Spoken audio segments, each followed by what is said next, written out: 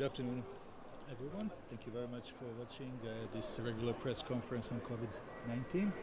Whether you watch it on our Twitter, Facebook, YouTube channel, or you have dialed in, or you're watching through Zoom.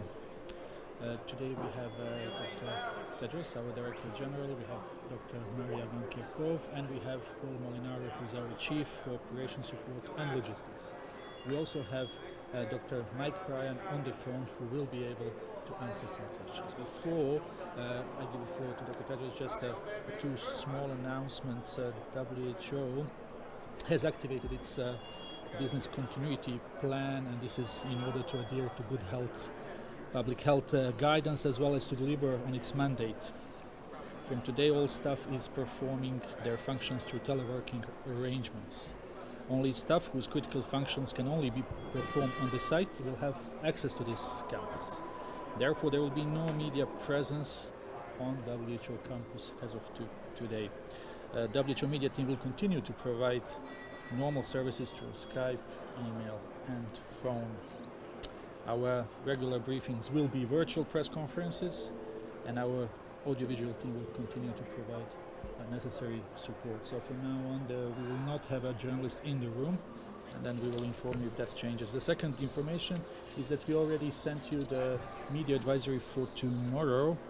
WHO European office will convene a meeting, online meeting tomorrow, 17th March, about COVID-19 representatives from the health ministries of the 53 member states of WHO European region.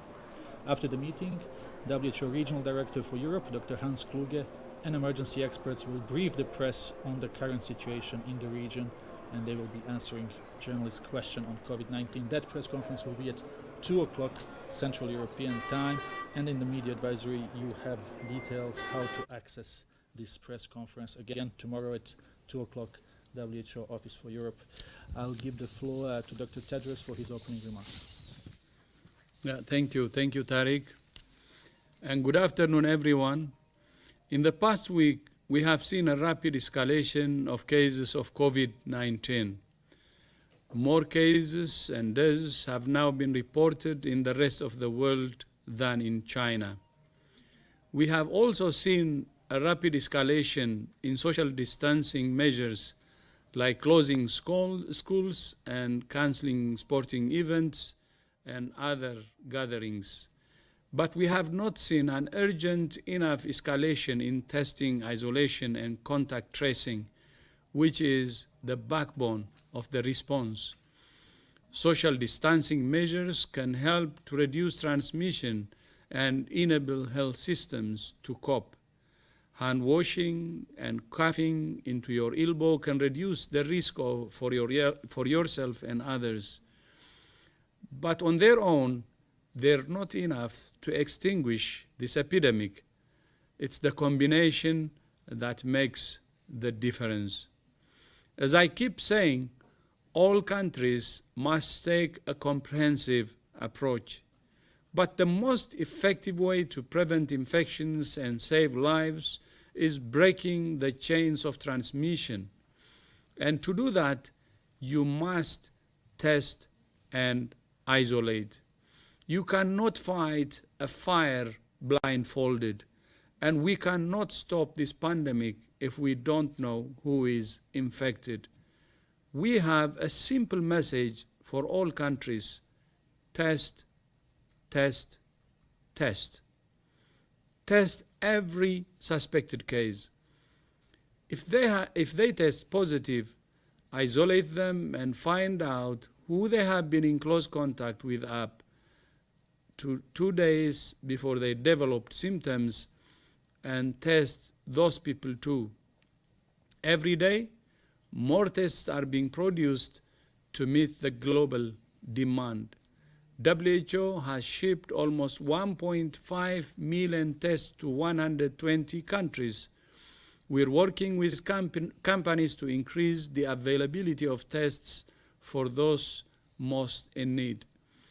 WHO advises that all confirmed cases, even mild cases, should be isolated in health facilities to prevent transmission and provide adequate care. But we recognize that many countries have already exceeded their capacity to care for mild cases in dedicated health facilities. In that situation, countries should prioritize older patients and those with underlying conditions. Some countries have expanded their capacity by using stadiums and gyms to care for mild cases, with severe and critical cases cared for in hospitals. Another option is for patients with mild disease to be isolated and cared for at home. Caring for infected people at home may put others in the same household at risk. So it's critical that caregivers follow WHO's guidance on how to provide care as safely as possible. For example, both the patient and their caregivers should wear a medical mask when they are together in the same room. The patient should sleep in a separate bedroom to others and use a different bathroom. Assign one person to care for the patient, ideally someone who is in good health and has no underlying conditions. The caregiver should wash their hands after any contact with their patient or their immediate environment. People infected with COVID-19 can still infect others after they stop feeling sick. So these measures should continue for at least 2 weeks after symptoms disappear. Visitors should not be allowed until the end of this period.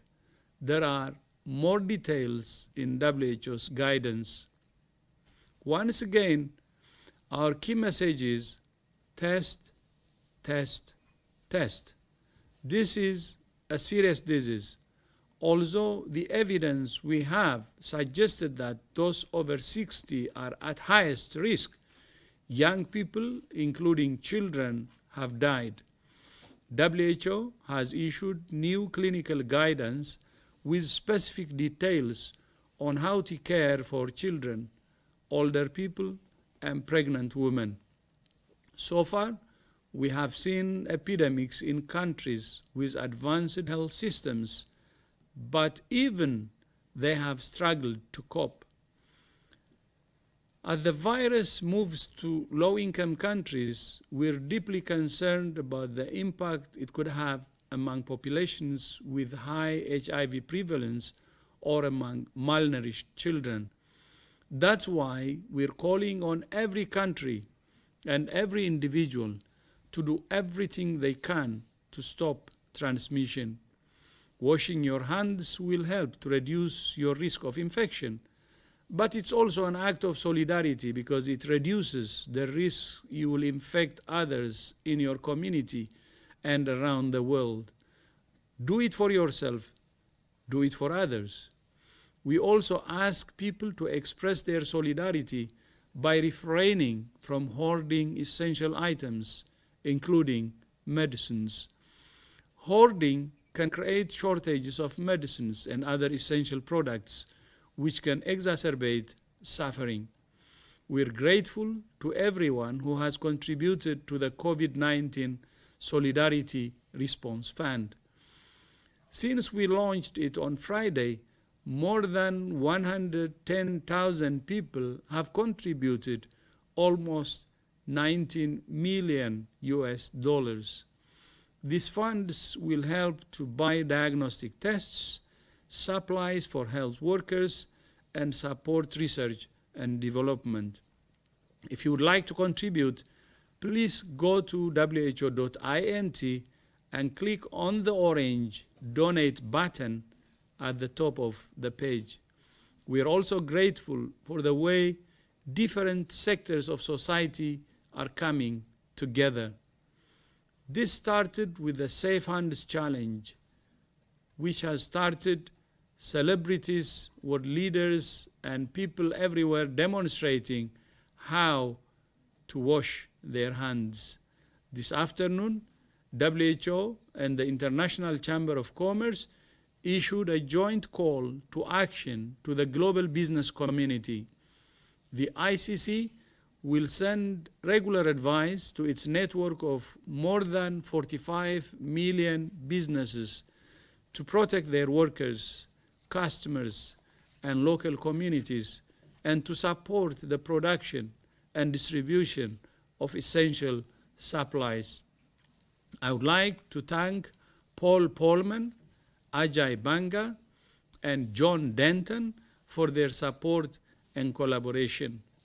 WHO is also working with Global Citizen to launch the Solidarity Sessions, a series of virtual concerts with leading musicians from around the world.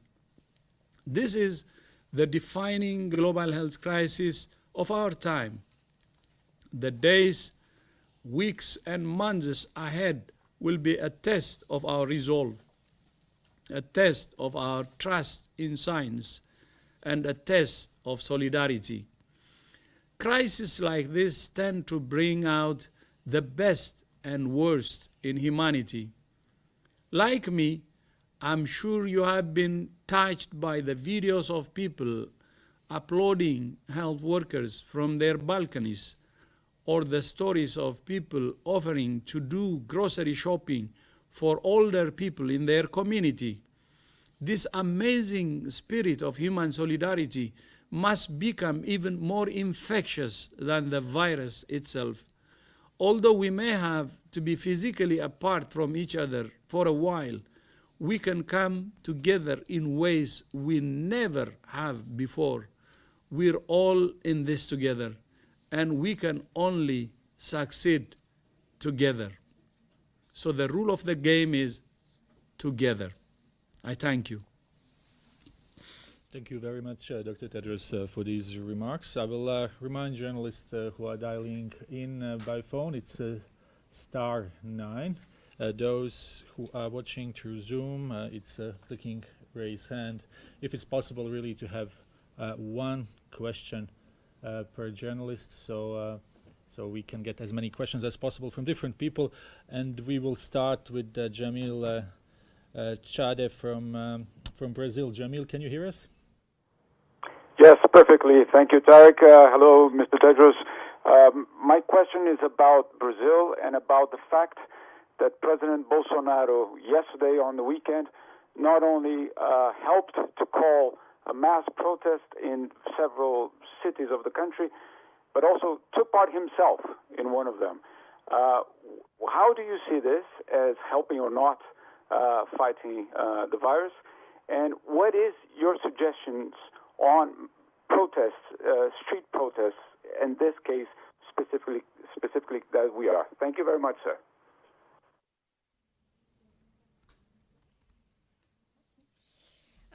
So thank you for the question.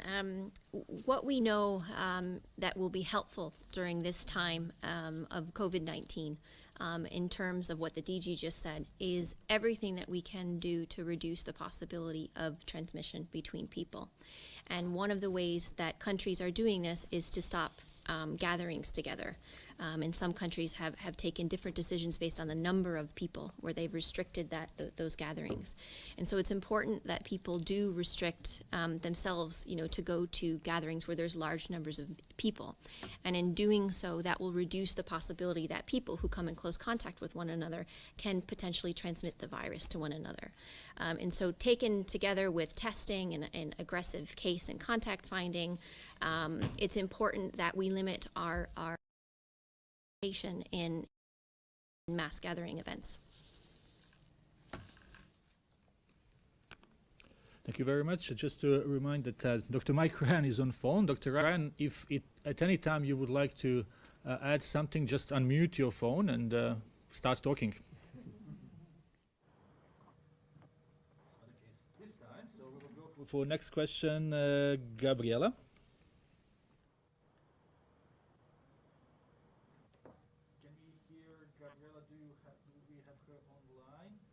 Yes, hello? Hi, Gabriela, please go ahead. Yes, hi, thank you. Do you hear me? Okay. So I'm Gabriela Sotomayor, Mexico Proceso. My question is regarding Mexico. There are 53 cases and 170 suspected cases right now. But looking at the fatality rate with older people and people with diabetes, for example, in Mexico, there are 12 million of people over 60 years old and around 8 million with diabetes. So with this scenario, what measures should Mexico be taking at the moment? Thank you very much. So I can start with this, and perhaps Dr. Tedros and Mike would like to supplement. The measures that we would advise for Mexico are the same measures that we would advise for all countries. And what we are aiming to do in our advice is reducing transmission for individuals, reducing transmission for young, healthy people, but also reducing the possibility that we are potentially infecting vulnerable populations. We have adequate data now from a number of countries which have shown that people of older age, people above the age of 60, of 70, of 80 years old, are at a higher risk of death. We've seen evidence from multiple countries that people with underlying conditions, such as diabetes that you just mentioned, such as cardiovascular disease, such as underlying chronic respiratory disease, are at a higher risk of death. And by reducing the possibility of transmission of yourself, you're reducing the possibility to reach transmission to vulnerable populations. So the measures that we recommend are the same. These are fundamental public health measures. It's testing. As Dr. Tedros mentioned in his speech, it's finding all cases and testing cases, making sure that they are isolated and that they are cared for in medical facility, and if that's not possible, to make sure that they are adequately cared for at home, and preventing transmission to loved ones in their household. It's making sure that we have adequate numbers of labs that can test individuals and have testing kits that are available in all countries. It's using the basics: hand hygiene, respiratory etiquette, sneezing into your elbow or coughing into your elbow, coughing into a tissue and then putting that into a closed bin and washing your hands. It's practicing social distancing, making sure that you remain separated from individuals, especially if there are sick individuals. It's staying home if you are unwell. It's working from home if possible. It's mobilizing your populations.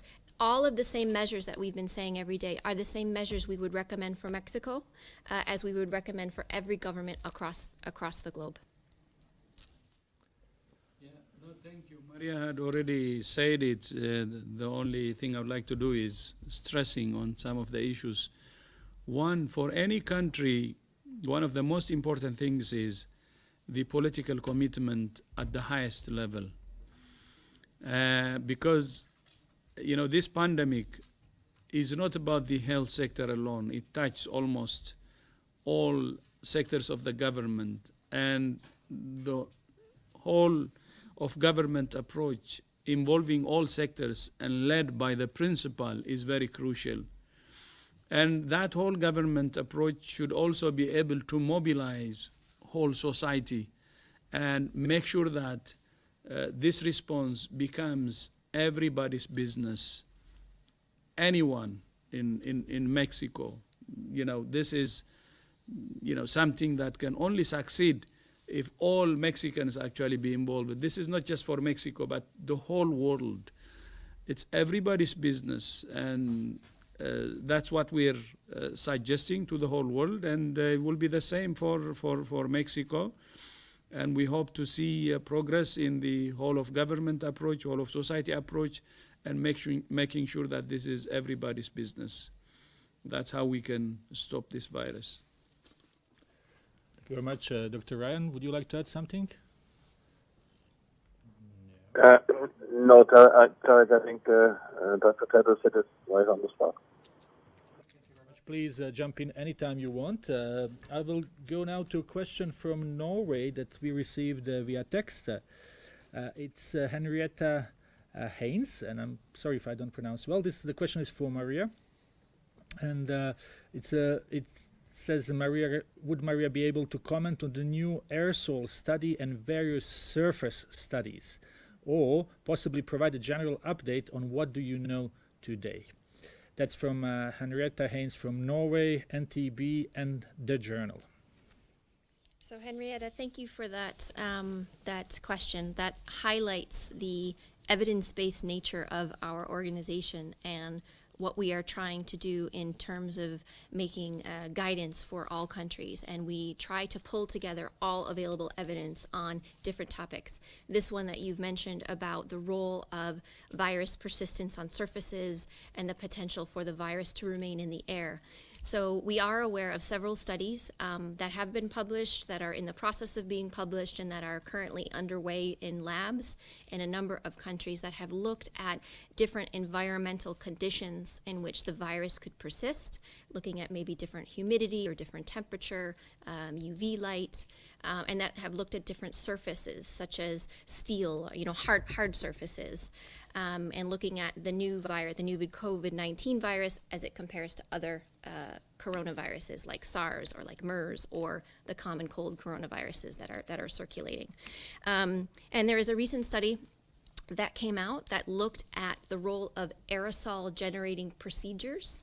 How would those viruses, as you know, this is a virus that is transmitted through droplets. And so these are little pieces of liquid that come out of people's noses and mouths if they cough or they sneeze and they talk. And what we know about droplet transmission is that when they come out of an infected person, an individual, is they go a certain distance, but then they settle. And so that's why we have the distance of the 1 to 2 meters apart from individuals. But when you do an aerosol generating procedure, like in a medical care facility, you have the possibility to what we call aerosolize these particles, which means they can stay in the air a little bit longer. And in that situation, in healthcare facilities, it's very important that healthcare workers take additional precautions when they're working on patients and doing those procedures. But for the everyday person, it's the talking and the sneezing and the coughing, which is why we want the respiratory etiquette. So I think I'm speaking too long, but these studies are looking at how long these viruses can persist in the air. And the one study that came out looked at the aerosol generating procedure and said that when you do those, that these particles can stay in the air longer than they would if you were just normally talking to someone. So we use this information to make sure that our guidance is appropriate. And so far, from the available studies that we have seen, we are confident that the guidance that we have is appropriate, which is so people who are in the communities, they don't wear a medical mask unless they themselves are sick, because this prevents them from infecting someone else. But in healthcare facilities, we make sure that healthcare workers use standard droplet precautions, with the exception if they have they're doing an aerosol generating procedure, and then we recommend airborne precautions. Thank you very much. I think this is very important to provide to our journalists information on what we know. Let's go to the next question. Adrian from Romania. Adrian, can you hear us? Yes, hello. I'm from Protein, Romania. Authorities in China and South Korea have decided to isolate the areas affected by coronavirus and have managed to reduce the number of infections. But the European Union supports keeping the borders open. What is the best solution recommended by the World Health Organization? So we recommend that all cases and all contacts are followed. So if with the aggressive case finding and testing of cases, we will know where the virus is. It is important for countries to know where the virus is circulating within their countries and who is infected and who is not infected. By finding all cases and isolating them, providing adequate care for them, by following all of their contacts and testing those contacts to ensure that we find any possibility of onward human-to-human transmission. By doing so, you can effectively stop transmission between people. In addition to that, rapid testing, immediate isolation of individuals so that you're taking them away from other individuals that they can infect. This is the most effective way that we can limit human-to-human transmission. In addition, as what the DG said, is high levels of political support, making sure that there's an all-of-government approach. It's not just the health sector. It's involving all different sectors of the government to repurpose themselves to fight this virus. It's ensuring that every single person in the country, in China, in Korea, in every single country knows what their role is. How can I protect myself? How can I protect my family? What role do I have to play in actually preventing onward transmission? And some of this does involve self-isolation. Some of this does involve making some sacrifices that you don't participate in social engagement. And we've said this before, this is going to be difficult for a while, but this will be temporary. And it's important that we all play a role in this. Yeah, no, thank you. I have spoken to many ministers from Europe especially, and of course other regions. And one of the areas we have discussed is about testing. And our recommendation from WHO was very, very clear that all countries should be able to test all suspected cases. They cannot fight these pandemics blindfolded. They should know where the cases are and everything about the cases, and that's how they can take decisions. Actually, if they know the cases, then they move into following up with contacts and also isolating the cases, and the contacts would be positive. And not only that, specific to taking care of the specific cases or the positive cases or the contacts, but that can help them also on how they can design their strategy to fight the pandemics. So that was my message to many of the ministers I have spoken to invest in testing, and that was my speech also today. And going forward, our recommendation is that they have to be able to test all suspected cases and then do everything that should be done starting from the testing or the cases they identify. And in addition to that, we have also discussed about the containment strategy. Of course, we said last week that the situation is already a pandemic proportion, but at the same time, we have said that the containment strategy still holds as the best strategy. And this is because of what we have seen in countries who have made progress. This is in China, South Korea, Singapore. It's the containment strategy that's showing a result, and which we hope can also help other countries to make progress. So we advise countries to stick to testing, and from there, of course, all the steps that they need to do. And we advise countries to stick to containment strategy, because we believe that this epidemics, this pandemics, or this virus is controllable. And the result or the outcome is in our hands. Thank you very much. Let's go to Tehran. Tarek, this is Mike. Can I just add something? Please go ahead, Mike. Yeah, no, just and obviously Dr. Tedros has spoken to those high-level contacts and the importance of them. We've consistently said that travel measures, particularly draconian travel measures, are only part of a comprehensive strategy. And countries who rely on travel measures as a way of blocking the virus are just not going to succeed. Rational measures based on risk assessment that restrict travel, particularly for sick individuals, or exit screening, and various measures that can reduce the spread of disease are appropriate in the context of a comprehensive strategy. Many countries have implemented lockdowns and other measures. These are an attempt to try and slow down the spread of the virus. But within the zones that are locked down, that has no impact. And we go back to the same public health measures of trying to suppress infection within a zone. So what can deal with infection within a given zone, and then what can slow down infection spreading between zones, are different types of measures. But relying purely on static travel measures as a means of protecting populations is not enough. It may be useful in certain circumstances, it may have an impact, but it will not have any impact without the implementation of comprehensive approaches. And just one clarification, when we speak about testing all suspect cases, that's extremely important. And when we have identified their contacts, we also need to test any contacts who are symptomatic. Just to be clear, that we're not advising that every contact of every case can or should be tested. We really need to focus on ensuring that when we identify cases that we exhaustively follow their contacts. And if any contacts are showing any symptoms of disease, they should be immediately tested as well. Thank you.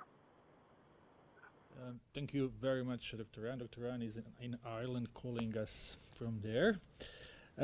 Let's go to Tehran. Tehran Times, International Daily. Mariam, can you hear us? Yeah, can you hear me?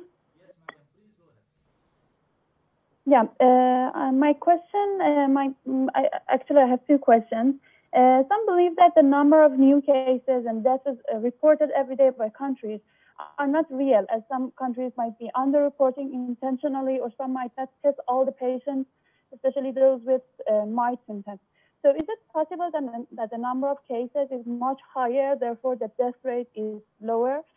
And I would also like to know if WHO has assessed effectiveness of traditional medicine on treating or relieving the symptoms of COVID-19. Mariam, we agree that we will have one question per person. There are lots of questions. I have to apologize right now to journalists that not everyone will be able to ask the question. Maybe, Maria, you want to start? Yes, and then maybe Dr. Tedros and Mike will want to supplement. Yes, there's no doubt that we are missing cases. I think we need to be realistic about this. The reason that we are so aggressive in our statements about finding all cases and testing cases is because we need to know where this virus is. But it is possible that we are missing cases that are on the more mild end of the spectrum. That's normal in an outbreak. It's normal for a respiratory disease, especially because certainly in the beginning of outbreaks, you're focusing on people who seek care. And so that's where people will show up, and they have a higher likelihood of actually being tested for COVID-19 or for any emerging pathogen. So it is certainly possible, and it's highly likely that we're missing cases. What's important is that there are measures, there are processes in place that countries can take to find those cases. And it's important that we don't give up. And we move to a measure to say we're just going to let this happen and we're going to see, hope for the best. Absolutely, we need to be finding all of these cases so that we can effectively isolate them and thus reduce the chances of onward transmission. But ways in which countries are trying to improve that ability to test is increasing their lab capacity. So not only making sure that they have additional kits and tests in their countries, but making sure that they're increasing the number of labs that can test in individual countries, whether it's at the national level or the subnational level or the use of private labs. It's making sure that we have more testing capacity in addition to testing kits. The other question was it relates to traditional medicine. Indeed, there are a number of clinical trials that are currently underway. In fact, it's more than 200 clinical trials, and maybe even more than 300 at the last count. And some of those clinical trials are indeed looking at traditional medicine as it will relieve, if it can relieve symptoms of COVID-19 infection. Thank you very much. We will go to our next question, and please let's stick to one. Andy Kopsa, can you hear us? Andy was trying to place his question for some time now. Andy, please go ahead. Yes. Hi. Can you hear me? Yes, please go ahead. Okay, great. Thank you. My question is actually about contact tracing.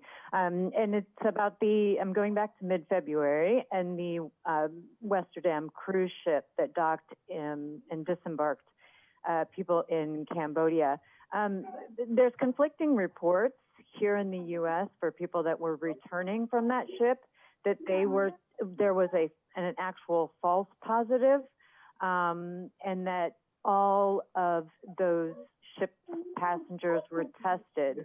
Can anybody confirm this? We're not getting any answers about whether or not that one person that tested positive was in fact a false positive. Thank you. To mute you. Thank you for your question. can't answer to that specific question about that one individual case, but what we can say is that there is the possibility for testing that you may have a false positive or you may have a false negative. And so what we work with across the globe is we work with laboratorians and virologists and clinicians to look at what are the most appropriate biological samples and when in the course of illness, in the course of a contact, should people be tested.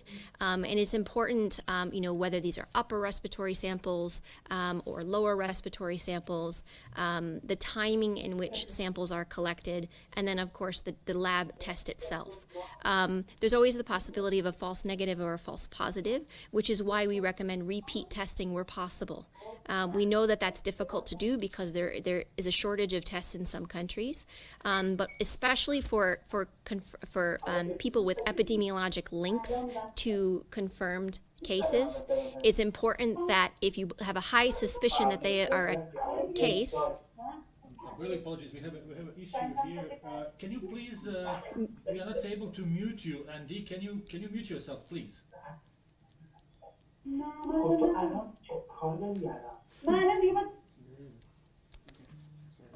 Okay. Sorry, I think we're okay now.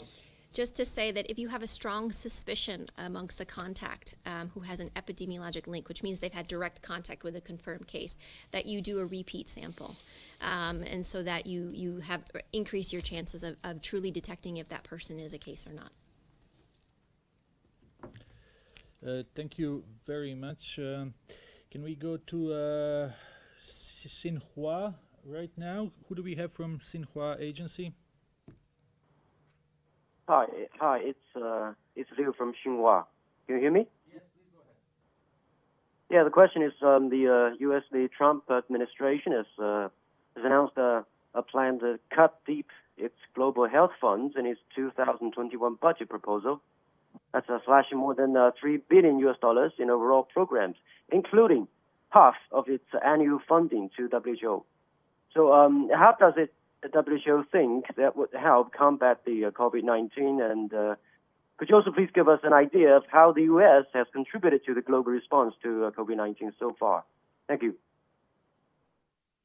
Thank you very much. Yeah. Yes, or Dr. Tedros. What he wants to take? Mike, yeah. You want me to take a mic? No, I can go after you, boss. Yeah, no, thank you. I think the support we're getting for COVID-19, the response is really encouraging. At the initial stage, we were a bit worried, but now we're getting almost close to the funding we asked for, and we expect more support. And the announcement from U.S.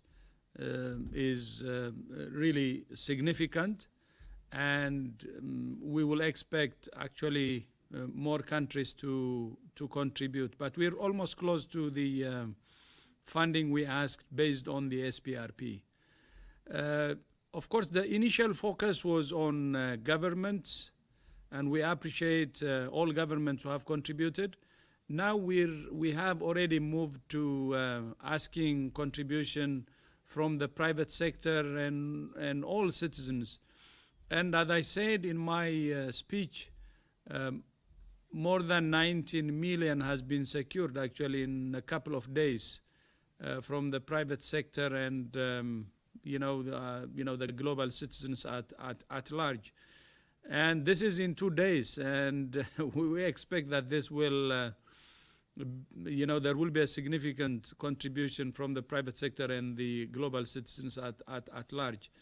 So as we have said, propose for each country to follow or use a whole of government and a whole of society approach, we're using the same thing globally to mobilize all governments to contribute and also all citizens to contribute.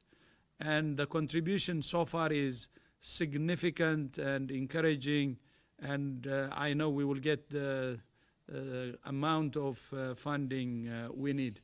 But I would like to use this opportunity, because you have identified US specifically, use this opportunity to thank the U.S. government, other governments, the private sector, and all global citizens for their commitment. We're all in this together. It's a common enemy, and it's our unity that will break this virus. And the last few days I have seen how, the human spirit is so amazing, and how it shows us that the spirit can break the virus. So it's not just the funding, by the way. It's the human spirit, which we see, the human spirit that's fighting this virus, which is coming more and more or stronger, that can help us to fight it. When there is unity and solidarity of spirit, and then the resources and other things can come. So I'm really encouraged, especially the last 1 week or so, with the solid level of solidarity that I see. Yeah. Please, sorry. Yes, please go ahead, Mike. I just want to add, because the U.S. Public Health Service is one of the finest in the world, and not only has served the U.S. well, but over the last 50 years has helped to train and develop public health systems all over the world, field epidemiology training programs, laboratory networks, and others. The National Institutes of Health, an amazing platform for primary research, for clinical trials, and others. The FDA has been hugely helpful to WHO over the years in regulatory aspects of developing new medicines. And we thank them, all of those institutions, Tony Fauci, Bob Redfield, and all of our colleagues at HHS for their technical and operational support to us and to the world over many, many years, and including in this response. Clearly, we all need to invest more in global public health, in national public health. We're paying a price for underinvestment now, but we need, as the DG said, to come together. Now is not the time to look at that. Now is the time to work together.